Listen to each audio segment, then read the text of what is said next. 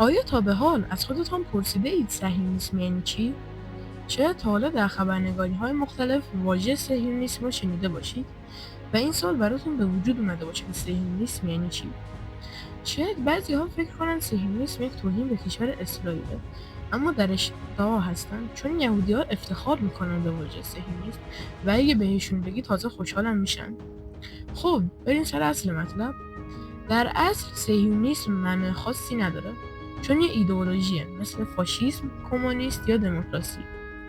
این ایدئولوژی در اصل پن یهودیسم و یهودی ناسیونالیست هست، یعنی یهودی بودن به سبک وطن پرستی. و جالبه بدونید ایده اسرائیل بزرگ رو همین ایدئولوژی ساخت. حالا بریم با تاریخچه صهیونیسم آشنا بشیم. در اواخر قرن 19 در اوج یهود ستیزی و نگاه بد جامعه به یهودی‌ها، وکیلی اهل امپراتوری اتریش مجارستان به نام تئودور هرزل با خودش گفت که چرا یهودی‌ها یک کشور ندارن و همه جا پراکنده‌اند. برای همین ایشون صهیونیسم رو بنیانگذاری کرد.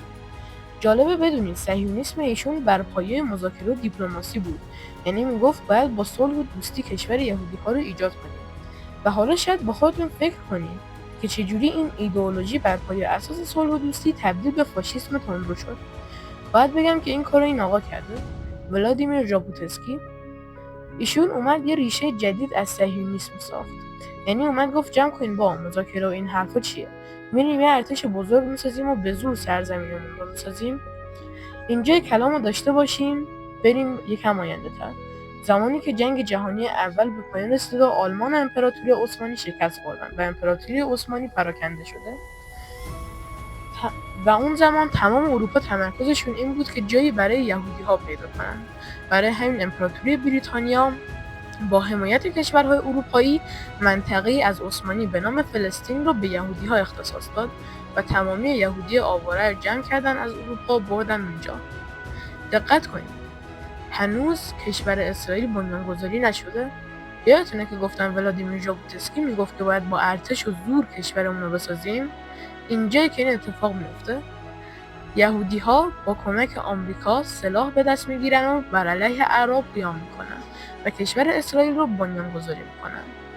از اینجا به بعد دیگه میشه تاریخ اسرائیل که اون خودش یه شورت جدا میطلبه. اگه از تاریخ صهیونیسم خوشتون اومد لایک و اگه از این دسته از ویدیو خوشتون میاد کانال رو سابسکرایب کنید. اگرم ایده یا سوالی برای شورت های بعدی داشتید در کامنت ها بگید. خدا نگهدار.